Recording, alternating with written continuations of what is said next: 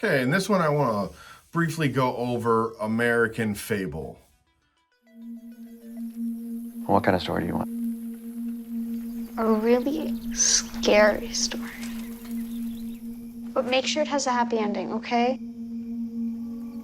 All right. And you can't tell anyone this. Someone died down here. He named himself. They're taking his farm away. Are we gonna lose our farm, Dad? Absolutely not. We are not going to lose our farm. Why is everybody so afraid of telling the truth?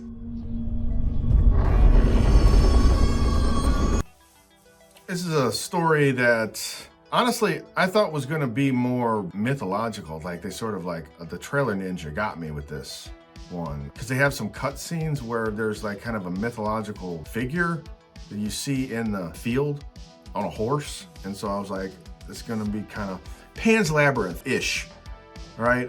If anybody knows, like, Pan's Labyrinth is one of my favorite movies of all time. And when I saw that trailer, and it's called American Fable, I thought, okay, this is, maybe it's gonna have some elements like this.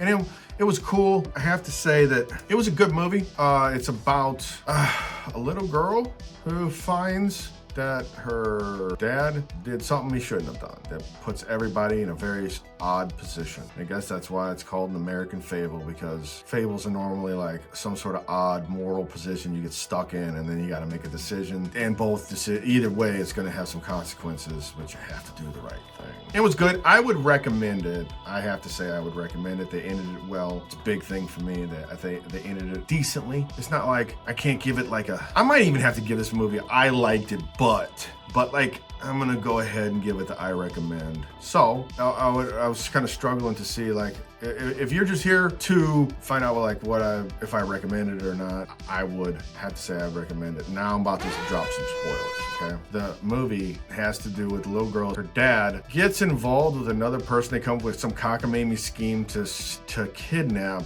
the guy that was buying up farms. At first you think it's gonna go like the whole capitalism is evil thing way, but it doesn't really. It does a good job of sort of like riding the line and like showing both sides of the argument, I guess. And then at the end, the kid had to make the decision whether or not to save this guy or to let her family off him, because he was like, at that point, he was just like, there was no way they could just let him go, even if they had the money. So they're basically going to kidnap him. They didn't plan on him knowing where he was kidnapped or even who kidnapped him, but the little girl showing up ruined that. And now that she showed up and told him her name and was giving him food and being real nice to him and reading him stories and stuff, now they were like, now we can't just let him go because he knows your name. He's gonna just trace all this back to us. So she had to make a decision between her family and not doing what was right, or doing what was right and letting this guy go, and then her family would take a hit.